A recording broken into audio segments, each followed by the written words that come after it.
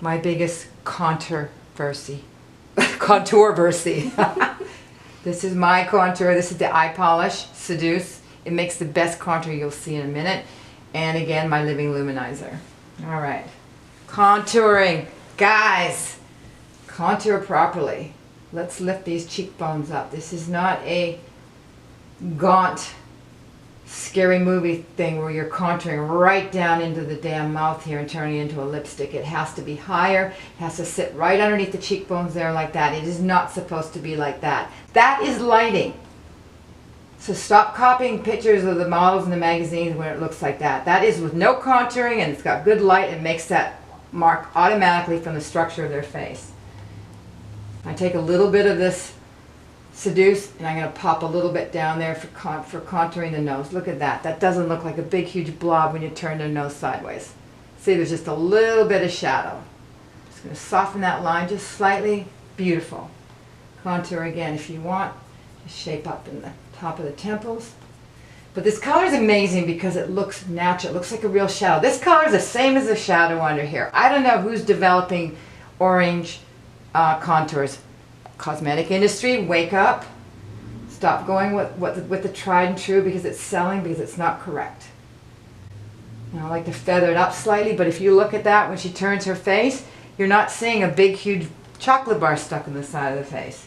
You're seeing a nice little bit of contour. I'm going to put it on a little heavier so you can see exactly where I'm putting it. Now remember, this isn't going to be exactly the same on everybody's face, but at least it gives you a little bit better of an idea on how you're lifting the cheekbones rather than pulling them down and looking like a horror movie. Some girls it looks good, but it's too heavy.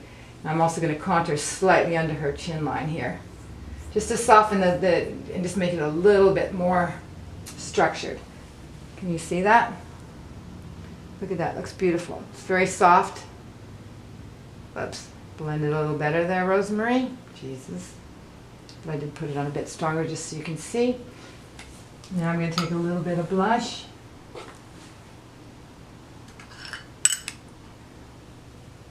Pop the blush in here. Again, lifting the cheek. Just subtle, subtle. This is not a heavy made-up look. There you go. Look how beautiful that's turning out. And then a little bit of luminizer. Again, that is not going here. If it catches light there, then it's going to look like you're crying. But this is just about catching light. It is not about bling, guys. It is not about sparkles and glitter in a disco. You just want to catch that subtle little hint of light on the cheekbones so that when the girl moves around in different lighting, it just catches that reflective glow, which is both sensual, dewy, and very mysterious, I guess you could say. Okay, look up. And I'm just going to pop a little at the center. It catches light again, and it makes the eye actually reflective and really nice dewiness to it in a light reflective glow.